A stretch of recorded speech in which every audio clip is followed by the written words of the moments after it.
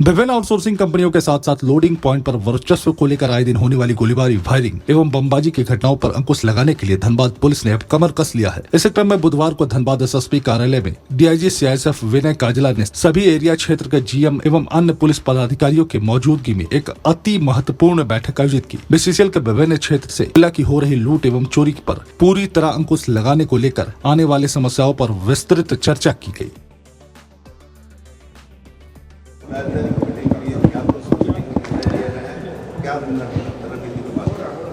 आज धनबाद एक कोयला का राजधानी है।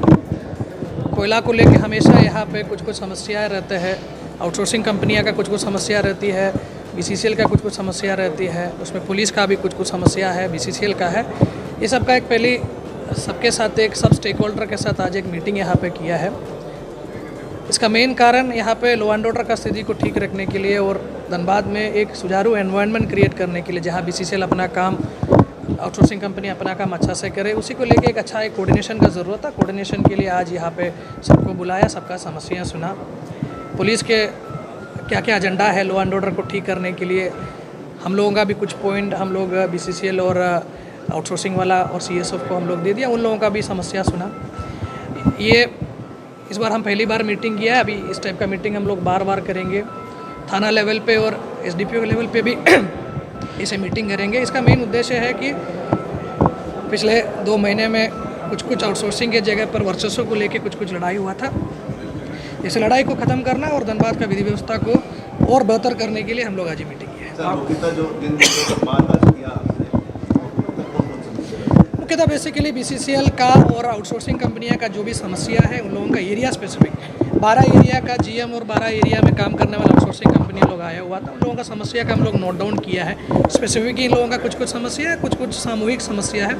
उसके बाद एक सोल्यूशन हम लोग इन लोगों के साथ मिलकर हम लोग एक रणनीति तय किया है और रणनीति के आधार पर आगे हम लोग कार्रवाई करेंगे। इस मीटिंग में जीएम के अलावा और भी कोई पदाधिकारी? एक सीएसएफ का डीआईजी साहब भी आया हुआ था और डीटी जो संजय कुमार है वो भी इस मीटिंग में। आपके तरफ से क्या दिशा निर्देश दिया गया है? जैसे कि मेरा प्राइम फोकस कोयला चोरी को रोकना और उसके साथ साथ धनबाद का विधि व्यवस्था है। विगत दिन में जो 2-3 घटना घटा है, इसका कारण वर्चस्व को लेकर लड़ाई है। कुछ क्रिमिनल लोगों के द्वारा काम करने के आड़ पर बीसीसीएल के बहुत सारे आउटसोर्सिंग कंपनियां में नौकरी कर रहा है या कंपनियां का लाइसेंस का काम कर रहा है। ऐसे लोगों को चिन्हित करते हुए इन लोगों के बारे में रिपोर्ट करने के लिए लोगों को निर्देश दिया है। अगर किसी भी आउटसोर्सिंग कंपनी किसी भी क्रिमिनल का सपोर्ट अगर करेंगे, उसको मदद करेंगे, या किसी रोड सेल के नाम पर अगर कोई क्रिमिनल अपना वर्चस्व के लिए किसी भी आउटसोर्सिंग के जगह पर अपना बदमाशी करेंगे, तो ऐसे लोगों को चिन्हित करते हुए रिपोर्ट देने का निर्देश अभी बीसीसीएल वाला को दे दिया है। अलग से इन लोगों के ऊपर पुलिस भी कार्रवाई। पेट्रोलिंग बढ़ाने की बात हुई थी सर अभी।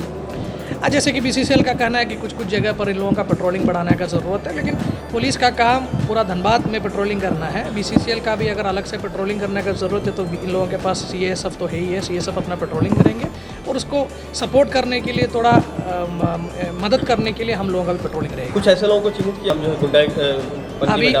अभी हम लोग इलेक्शन के चलते और जो 2-3 घटना जो घटा है उसी के चलते ऑलमोस्ट 700-800 लोगों का लिस्ट हम लोग धनबाद का बनाया हुआ है, जो हैबिचुअल क्रिमिनल है और बहुत गंभीर क्रिमिनल केसेस में जेल में जा चुका है या नाम एफआईआर में आया है। ऐसे लोगों को हम लोग चिन्हित किया। इन लोगों के ऊपर हम लोग प्रिवेंटिव एक्शन भी कर रहे हैं और जिसके ऊपर 3 से अधिक केस है, ऐसे लोगों के ऊपर हम लोग सीसीए का भी प्रपोजल हम लोग तैयार कर रहे हैं।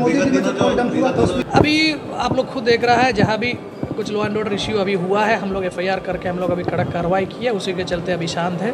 अब ऐसे घटनाओं का पुनरावृत्ति ना हो, उसी के लेके भी हम लोग अभी पहल कर रहे हैं। और कुछ लोगों पर नामजद उसमें टोटल 3 एफआईआर हुआ है। उसमें दोनों जो पक्ष अपने खिलाफ जो लिख करके दिया है उस पर भी एफआईआर हुआ। उसके साथ साथ जो मजिस्ट्रेट जो हमारा वहाँ पे साथ में था, उस मजिस्ट्रेट के बयान पर भी हम लोग एफआईआर किया है। सीआईएसएफ को जवाबदेही दी गई है क्या? सीआईएसएफ जो है उनकी भी जिम्मेदारी तय की गई है? सीएसएफ का जिम्मेदारी ऑलरेडी बीसीसीएल के द्वारा तय किया गया ही है और ये लोग हम लोगों को अपना काम करने में